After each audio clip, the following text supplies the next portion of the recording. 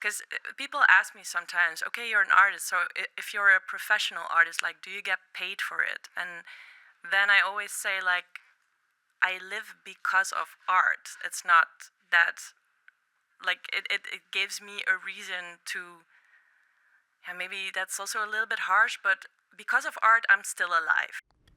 What do you do to escape the mundane and set yourself up in a space that feels both safe and sacred to yourself? Wow, that's a good question. I think what I do actually is whenever I have time, whenever I'm free from my responsibilities, I take a paper and I start drawing. Today's guest has a flair for design and conveys her experience and emotions in her flowing anatomic art. Today's guest is Deniece.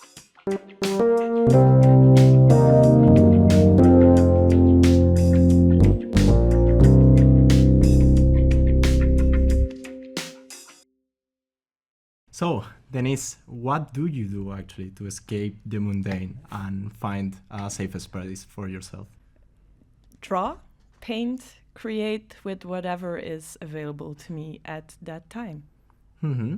Is that a way for you to actually try to express something, or what is the intention that you have when you do it?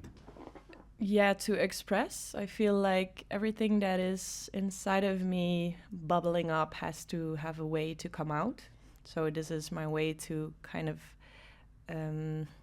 regulate emotions, I would say, and also creating a safe space for me. So whenever I have too many sensory experiences and I don't know how to regulate them, then this is a way to process it. And it's also a way for me to concentrate and focus, especially when I'm listening. Then when I draw, it's easier for me to actually hear what people are saying and integrate it. Right. I think you are also an artist that makes that works in a lot of different media. Do you have any favorite media actually that helps you, connect with that flow in a better way, or are all the same for you? I like the variety of it, and what I usually go to is drawing, just because I always bring like a notebook and a pen or like pencil, whatever. So I have it always available. So I think that would be my expression of preference, because it's always there. Right. But I like the variety of it all. Okay. Just for our lucky audience, would you like to share maybe your social media so they can also take a look at your art? Yes, I have several, but I would refer to my portfolio social media, which is at DSJ_ and then Clermonts, which is my surname. And then I have a specific one for my fashion brand, Scribble Print Awareness Collection. And that one is at Scribble_explosion. So, Deniece, some of those social media handles have like the scribble element to them. Does that mean anything to you in particular? Is there a reason for choosing that? Yeah, I call what I do scribbling because it's not pre-thought. So it's just me scribbling whatever is coming out of it. So it's not with a specific idea at first. So then I call it scribbling, because to me it's not necessarily leading up to anything. So you could say doodling, scribbling, just putting some stuff down because it needs to get out of your head. So that's why I call it scribbling, also to not define it too much. Yeah, and I feel like listening to that, it makes me realize if I look at your art, it's very flowing. It's very, very free, fluid. In motion. Is that like a part of it, like an element to that? It's like a single thing for you? Yeah, because I let my whatever needs to come out just flow. It's the only time I would say I am not controlling, because I'm quite a control freak. And that's why art is that important to me, because then I can actually just be in the moment and let it flow. It's just moving as it goes, as I let go of anything that I can control. So it's not particularly planned, it's... No, I think it's one of the only things in life that I do that is not planned. Right. And my question in that sense, it would be a little bit like, how do you manage actually to keep that expression without planning when you have to draw or to paint things that they look a little bit more realistic? Let's say like, I don't know, figures or elements that they are more realistic. I think it's about practicing a lot. I've been drawing since I can hold a pencil. So for me, it's more like muscle memory, I would say. So if I would draw a line, I can then from there tweak it in a way that it might lead up to a face or a body or a specific thing that I'm interested in. And I think these topics always kind of reappear because I've been drawing faces, eyes, bodies my whole life because it fascinates me. And that I did practice in the past because I also had anatomy classes and stuff like that. So yeah, that's where I can grasp onto when I'm scribbling. So it's kind of like experience guiding your experience, but like the motion, the moment is sort of experienceception. Right. Yeah, but it feels like it's more like the moment itself is what you're really like diving into. Yes, exactly. Right. So would you say actually that in the case of your art, the process is more important than the final result, that the outcome? Definitely for me, yes. Mm-hmm. Do you normally keep all your drawings, all your paintings? What do you do with them actually when they're finished? I'm hoarding them, obviously, but you can buy them all if you're interested. Yeah, I keeping a track of them. Like I have many notebooks. I think I have like a whole carton box full of notebooks that I've been collecting, and they are basically also a visual diary for me. So sometimes when I look at them, they take me back to a place and time. Also, what I referenced before is it's a way to focus and also regulate. So when I look at a painting or a drawing, I can kind of travel back in time because I know what line I drew when thinking about a certain thing while processing it. Right. And does it help you actually with, with writing that, let's say, that narrative of your own life or writing that story of your own life in a way? Yes, it definitely gave me something to hold on to. Right. Yeah. You also mention figures, faces, bodies as elements that they are very, very common in your art. Do you also have any other elements that they normally come or that they normally appear? I could see, for example, that sometimes there are things written next to the drawings. Is that something that you also normally do? Yeah, because when I said I'm actually regulating and processing, then these are the thoughts that are actually going through my mind in the moment. And sometimes when I look at a drawing, I cannot even recall writing that myself. So, yeah, it just really goes into the flow of the moment. Yeah. So it's really like a process in that given time. So it's not something like you have artists that can set a painting aside or something, and then you go back to it, and it's more like a re-experience doing it, and then. I rarely do that now that I'm also using oil paint as a medium. That kind of forces me to go back to paintings. So it's a different way of creating, and with the scribbling things, sometimes it's also just music, lyrics, or sounds or things that influence me while writing it down. So sometimes it's just the lyrics of the specific song playing while I'm drawing. Right. So it's a little bit just like a spontaneous expression in that sense, right? Yeah, that's also why at first when I didn't really own the fact that I would call myself an artist, for a long time I would just present myself as a creative explosion. Because that is, I think, more like a visual idea of how I see myself. It's just creating explosive just has to come out in one way or another. That's why I'm not tied to one medium. Is it transformative for you personally? In what way? In the creating, like, does it help you express, like? Yeah, I would say it's catharsis in a way to kind of, yeah, definitely. What do you mean with catharsis in this case?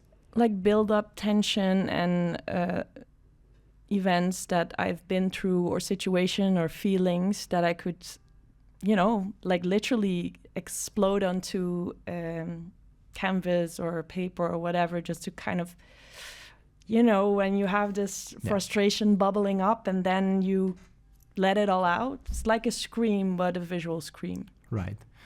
Have you ever been in a period in which you've not been able to make art for whatever reason? Yeah, that's a very dark period of my life, and it was basically also because I did not have the tools to do so. And then I actually found that my voice is also a way of creating. So when you take away all of the stuff that I can create with, I will always find a way to still be able to express myself. Right, because I also feel that that's a little bit like a mindset that some artists have, that is that basically everything that they do is creative, right? And or that they make it creative. It's not necessarily that they are creative things, but they make it creative. And I always had the feeling that that's actually something that you really try, and I can really see in the way that you do. It's not even trying. I can't help it. It just happens. Right. Yeah. Exactly. It's just your way of being. Because, for example, that's something that I notice in the way that you manage your social media. And then I remind everybody to go check her social media because it's amazing. Thanks. All of them. Yeah, all of exactly. them. If you want to be spammed, go there. Right.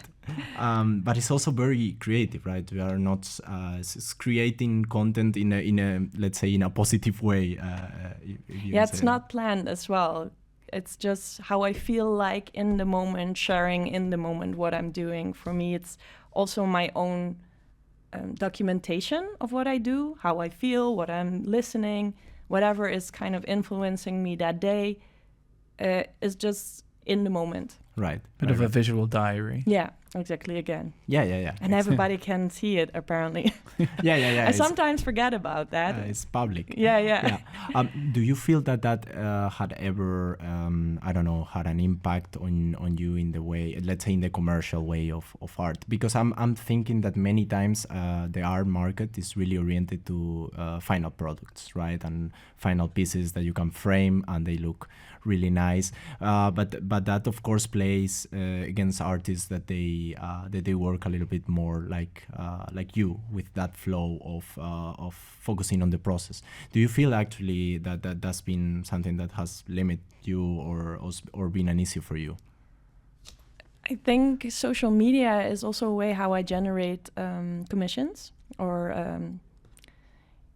people through social media. I think it's a lower threshold to contact me for whatever medium I'm working in. Some people contact me via social media because they saw something I'm wearing that I made that they like, and then I don't know the person. But then, for example, yesterday or the day before?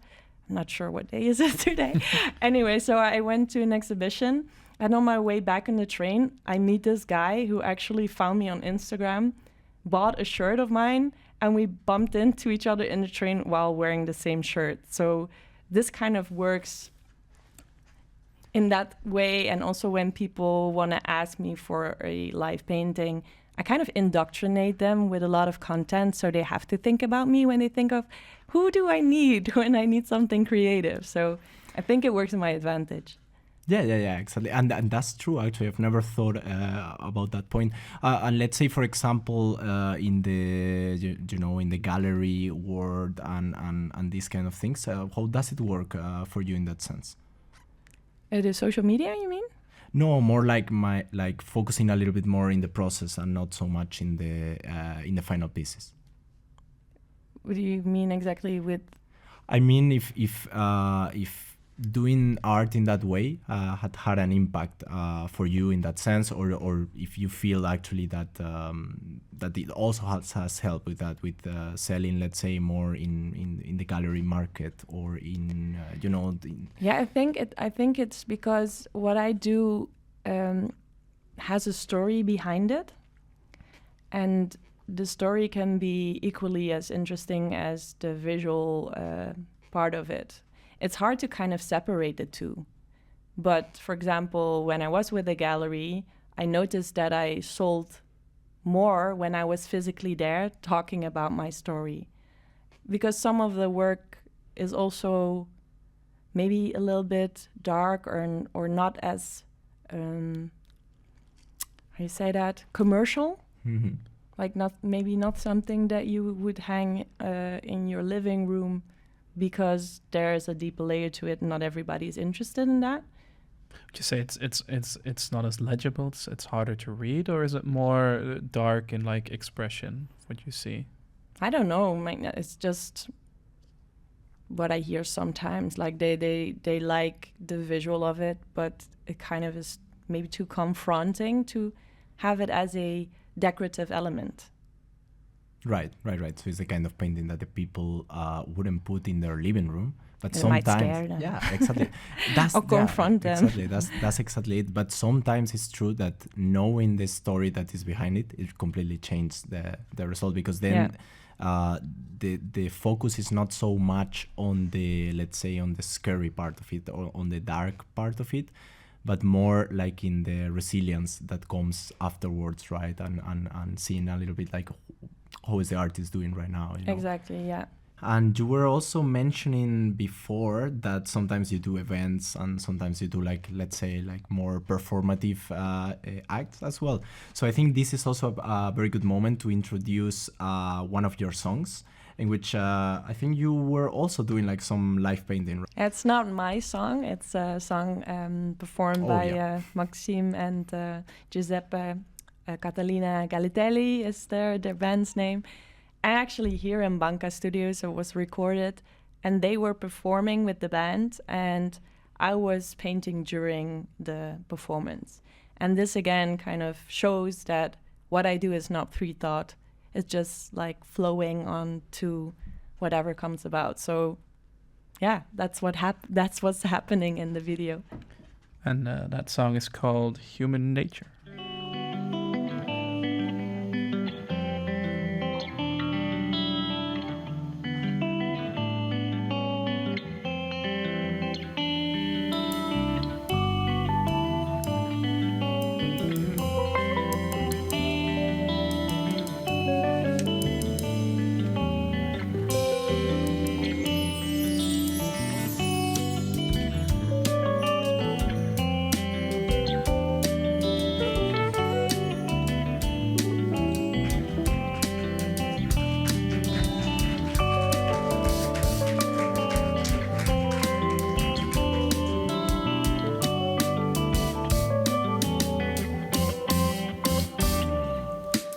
Looking out across the nighttime, the city wings a sleepless eye.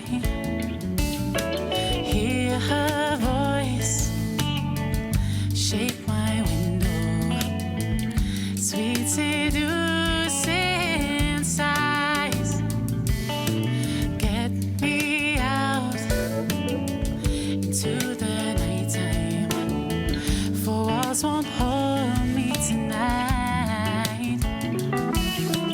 If this town is just an apple, let me take a bite. So Deniece, for the people that are watching this on YouTube, do check out the performance itself. We see you painting in the background, and that brings us to, like, there's a element of that in your work as well, where we see you do anatomical paintings on the one hand, but you also have like elements like where you do events, where you do body painting, and that type of thing. How did you get to that like idea, that concept? Again, it was not something pre-thought of. I like to paint on whatever is available, and if that is a human body, that's a human body. And I did a lot of belly painting at first at my friends who got pregnant, and it's a really special way to kind of give the little piece of art on their temporary canvas in which the baby is growing. It's also really intriguing when you see the baby respond to me actually painting it. And yeah, somehow it evolved into like a whole project, and I'm doing it as a performance art as well. It's also linked to the fact that whatever I do is connected to mental health, and what I find is the most helpful for us people is to be heard and seen. While body painting, I also get really close, not only physically to the people, but also mentally, because I ask them personal questions and I'm literally on and under their skin. So I think that's a really beautiful element of that way of creating. Would you say, because it's a nice little inversion maybe, like the thought that comes to my mind is sort of that your painting of bodies in your art is therapeutic for you, but when you're painting on bodies, it's sort of therapeutic for them then? It's always a two-way street. It's never only me or only them. It's an exchange. I would say whatever I do. But I'm curious, Deniece, what it is in that context in particular of being painting somebody or being painted by somebody that facilitates that connection or that moment of intimacy. What is the element that makes it, makes it special? I think the safe space I create. So for me, creating is creating a safe space for myself. And I think I have that effect also on other people when I do it. So me doing the creative part on top of someone else is creating the safe space to share. And I think I have a natural gift, I would say, to be very open and safe for people to share. Right. And how do you do it actually? How do you create that safety? Do you communicate it to them, or which thing do you use to make? Because I can imagine that for some people it must be a little bit, I wouldn't say uncomfortable, of course, but that moment of having somebody so close to you, I guess it's not for everybody, right? And of course you're a bit exposed whilst doing it. Yeah, it depends on what kind of setting it is. So I think it has to do with me also being very open and exposed. That is more likely that people to open up themselves to. I think without giving something of yourself, it's impossible to get the same back. Right. And I'm also curious about something else, a little bit related with that performative aspect of your art. Coming from somebody that make most of his art in a crib, in the darkness of his room, it's true. Does it change anything for you actually to make art, to be in your flow in front of people, in front of an audience? Yeah, I think that's something I'm really into. I like the voyeurism of it. I like people watching me while I do stuff. Sounds maybe creepy, but I do like it. It gives me also a sense of that it is influenced by each other. So the energy of the people in the room also influence me, what I'm doing. In which way, actually? Do you see, for example, an impact on the things that you are drawing, on the topics or on the colors that you're using? I don't know if it's that obvious. I think it's more of a subconscious level. It's not that I can pinpoint it right now. Right. But if you're drawing onto a person, then yes, you have the immediate exchange when they voice something or they give you feedback on it. But I also have done live paintings in, like, say, more like a club setting where people are partying, maybe using substances. And that is really funny because then they come to me and they ask on what substance I am on because it's all so psychedelic. And then I tell them, oh, it's H2O. And they're like, oh, I heard of this substance before. Where do I get it? It's like everywhere. Everywhere. Yeah, it was actually one of my first experiences seeing Deniece at work. It's when we were doing, like, in a place where we used to do events. She did a live painting. And when recently we had a little meeting with Deniece, she had that live painting right there, and it was actually same as with the work she's doing right now. It's interesting to see how quickly she can come up with very intricate and flowing patterns and pieces of art. Right, because this is a perfect moment actually to mention that in this last break that we did, Deniece started, she grabbed her paper and her drawing tools, and she actually drew something really cool, by the way. I really want to see the final result now. Well, you're front row, so...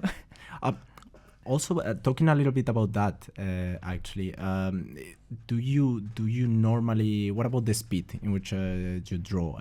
You mentioned before that practice plays a big role in there, but do you also have moments in which you like to draw, let's say, a little bit more slow or with a little bit more calm, or do you always try to get in that flow, in that speed? It depends on how my brain is functioning in that way. So, for example, because we're doing this and it kind of evokes a lot of thoughts and emotions, then it also affects the way I draw, because I need to process it. But when I'm, for example, chilling on a Sunday in my hammock, then the whole flow is different, because then I'm at ease and then I take more time and then, yeah. So it's more of a... But do you also see that in the final outcome, in the final result? I don't know, actually. Like, if I take 2 of your drawings, let's say, and I take one from a day in which, let's say, just to something very contrasted, one in a day in which you were really happy, or one in a day in which you were actually a little bit down or having a difficult time, do you think you will be able to pick the difference without remembering exactly which day is it? I think that's why I also started to make the book, because I documented a year of scribbling every day, just taking approximately 3 till 20 minutes making a drawing every day, and I made a book out of it. So probably you can tell what kind of day it was, or maybe you don't. Right. It's up to you to decide. Yeah, I think we actually can show the book to the audience. So would you mind showing it to the camera? Yes, it's for sale, people. Only 50 editions, but yeah. Oh, sorry. Can I? Okay, so this is the front, and then we have 365 drawings in here, and I don't know, you don't see it. It's too low. I need to hold it up. Wait, maybe I'll stand. That's better if I don't hang myself here. Okay, let's see. Now I see. Okay, so 365 drawings every day. A drawing. Maybe I'll have to put it a little bit more close. And next to the drawing, I wrote the date, the actual number of the drawing, and the time that I finished it. Mm-hmm. So it's literally a documentation of a year long of scribbling every day on the same. I do it every day in general, but this was specifically documented on a A5 paper, and then writing down the time and the date and having it organized. And I'm not really good in organizing, so it was a challenge for me as well to just force myself into this documentation. So it was an interesting project. It is a very interesting one, actually. And for example, if you will take that diary and you will start from the beginning, looking at all the pictures, would you see actually, again, maybe not you, because you are familiar with the moment in which you were doing that drawing, but anybody in the audience will take that book and will start looking at the pictures. Will they see different Denices in on the way? All of them. Yeah, I think it's also nice to say that sometimes when people give me feedback on what I draw, they make it more clear to me that what is inside that I might not be able to voice. So they would see a drawing and they would express what they feel when they see it. I can relate to it then and be like, oh, actually, it was a pretty shitty day. Or, oh, actually, I was very excited that day. And through my drawing and the other person's point of view on it, kind of makes me more aware of myself as well. But again, that's something that you don't do in a conscious way, let's A say. lot of unconscious stuff happening. Yeah. Right.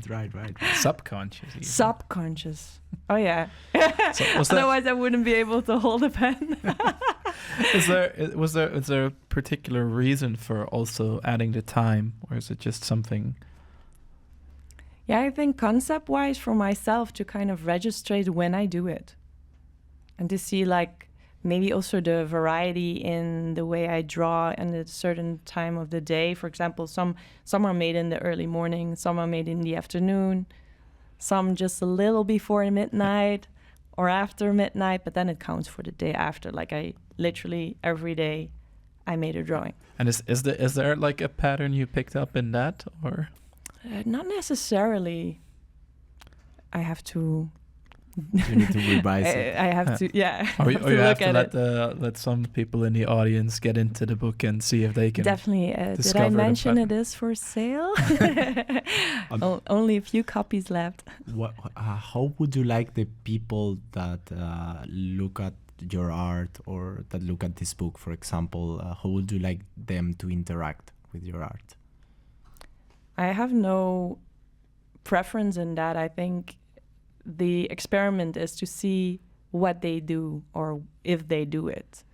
So I don't have a prefixed idea of how people should, like, ideally I would like people to discuss it with each other, like to use the book as I see this and that, and I see that and that, and then they kind of get to know each other a little bit. Because I think that's also really interesting with people analyzing my art. They think they're gonna say something about me, but I just get so much information from them, and they're not even aware of it. Right. Yeah. That's a very interesting thing. Yeah, and I definitely have a similar experience. So I think it's almost time to listen to your second track. Would you like to introduce it to the audience? Yeah, this is actually a live recording of this track that I performed during an exhibition in the most beautiful book church in the world, actually. And it's a recording that was really special to me because I wrote a song with a friend of mine, Elwin de Vries, and he kind of coached me also to write my own songs, and we would jam and then create the song, and it actually derived from a poem I wrote. But performing this song was with my brother, and my brother's a musician too, and it was such a special moment to be able to perform this song that I wrote as a mantra for myself to remind myself that I will be loved, I will be held, and I will be fine, which is basically the chorus of the song. And to do it together with my brother was a very special experience, and to do it in the church as Right. well. Okay, then let's listen to it.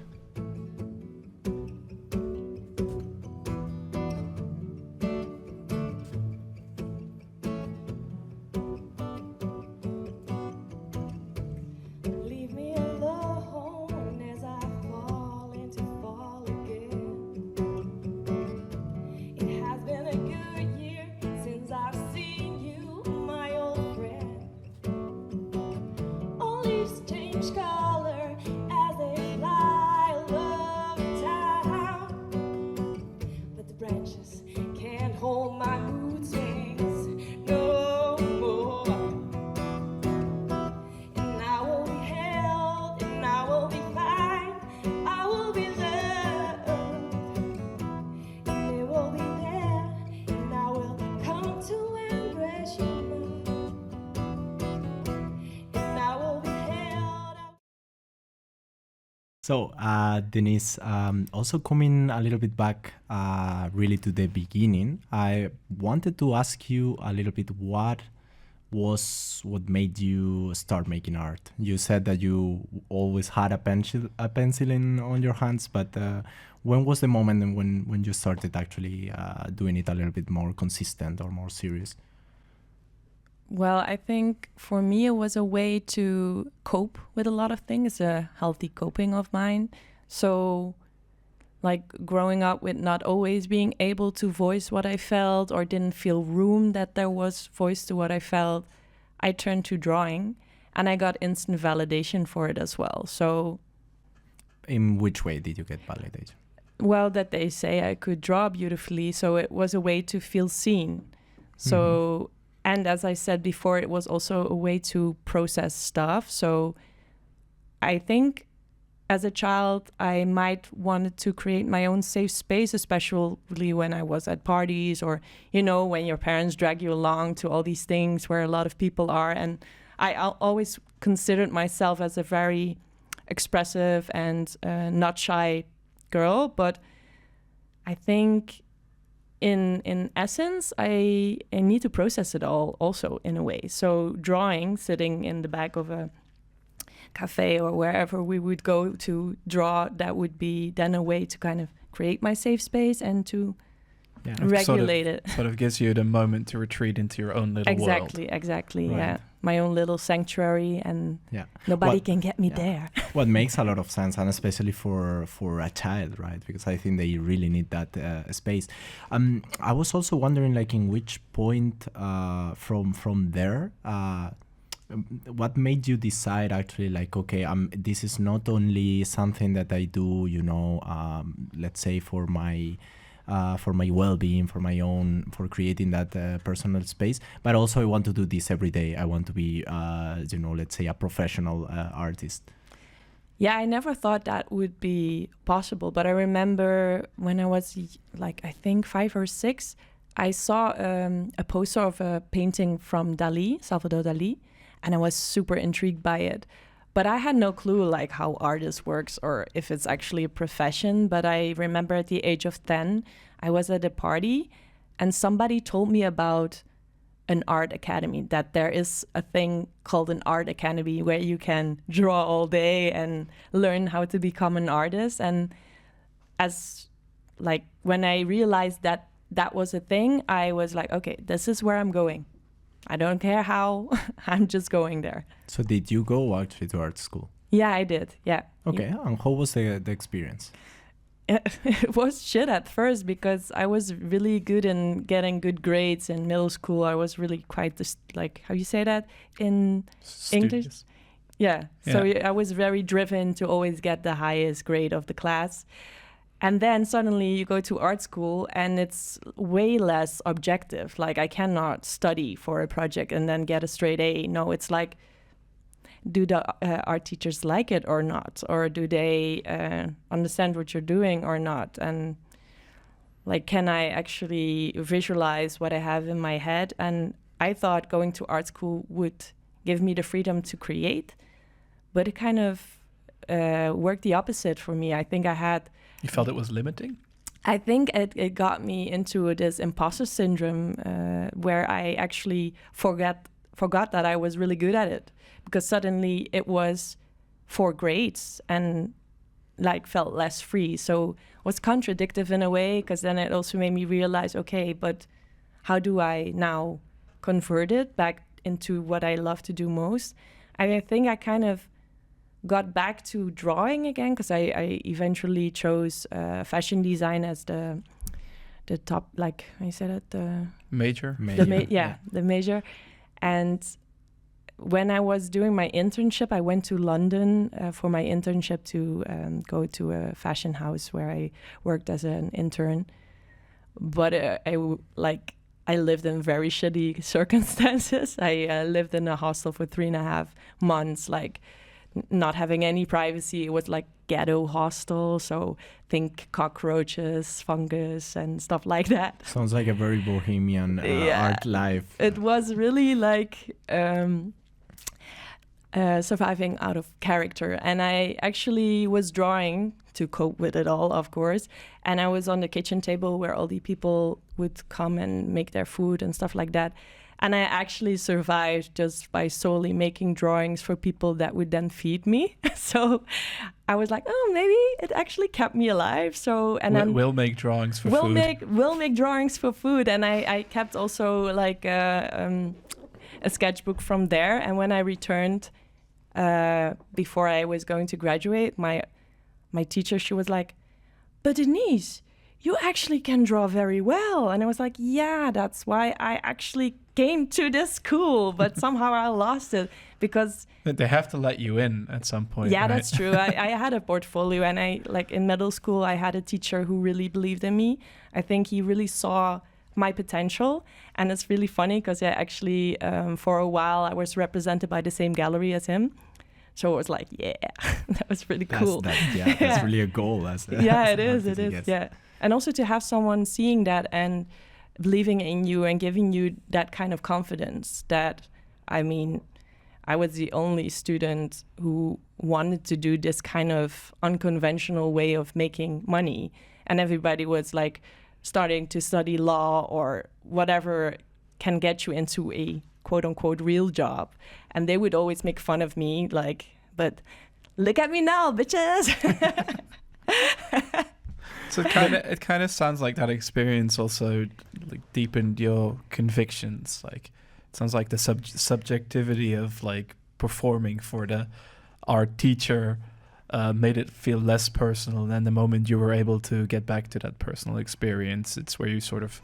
Yeah, and also the urgency, right? The reason why I started creating was a certain urgency within myself. And then I think like having classes or topics in school might not feel as urgent as just having a way of escaping my own dark thoughts and situation I couldn't escape of. So yeah, I think going back to the hostel kind of evoked that urgency again. Yeah. Right. And there is also something else that you mentioned before when you were talking about the book. That is that it was a daily practice, and that made me think a little bit about discipline, because I was thinking that if somebody will see your art from outside, maybe without knowing you, they might think that discipline is actually the one of the things that defines you. But I think you have maybe a different way to think about it, right? Yeah, for me it's a necessary evil. It's a ritual, and even more of a habit. And it would be very hard for me not to do it. And also I did drawing every day in the same way as that I did for the book for 3 years. I literally had, how you say that? That when you have to go in rehab, like, I don't know. Craving or... No, not necessarily, like the withdrawal. Withdrawal. Yes. Drawing. Throwing. Yes. Yeah, so yeah, I literally felt that this urgency of I need to, it's more of a necessity than I would say it's but I think it's with a lot of things like that. Could it be an addiction to draw or to scribble? Maybe it is. I always thought that it is, in a way, right? Like, in a way, art is something that slaves you and keeps you. So it's maybe more something compulsive than it is something that you have to have discipline for, because it might even be more the discipline not to do it. I don't know. But then I like your description more of when you describe it as a ritual, because if you look into in the book again, like, it's not like we're doing it at the same time. You know, it's not like the person who's like on cigarettes or drugs where they're like, I need to do it now. Like, you still did it in moments that felt right, I suppose. That's true, but I would also go home to make my drawing if, like, I would go home before 12 to make it in time to do the drawing. So then, yeah, it requires some sort of... That's fair. If it's discipline, or is it... Yeah, addiction. I don't know. Yeah, I think there's a thin line, right? Yeah, and I think it's also a little bit the connotation that those words have, right? Because sometimes when we think about discipline, we're thinking a little bit more about something... tough and something like you hard. have to push yourself to do it, right? Yeah. But did you find moments like that in the process? Because I can imagine, for example, those 3 years of daily practice, right? I can imagine that there are days in which you wake up and maybe you are a little bit more tired, or I don't know. I'm never tired. That's a secret. No, it's for me even... I mean, that sounds a little bit dramatic, but easier than breathing. Because when I have to think about breathing, I'm like, how do I breathe? But then when I draw, it's like, oh, I can breathe while drawing. So yeah, It's that thing about It's a like second nature. is oxygen an addiction? No, so is drawing an addiction? Maybe not. yeah. It's I don't whatever know. oxygen is, but yeah. Yeah, I think I need it like food. Which Food for advice? thought. Yeah. Which advice would you give to all those artists that they actually, how can I put this, that they actually suffer from their art instead of having a safe space for them on it? I think the suffering comes when you do it for someone or something else. Even if it's money, then you're also suffering, right? If you're like a slave to, I have to make this in order to get like food on the table, that's also, then you're kind of captured by it. And I would say, because people ask me sometimes, okay, you're an artist, so if you're a professional artist, like, do you get paid for it? And then I always say, like, I live because of art. It's not that, like, it gives me a reason to, and maybe that's also a little bit harsh, but because of art, I'm still alive. Let's say that. So I have to do it in order to kind of express myself in a way that I can keep myself healthy.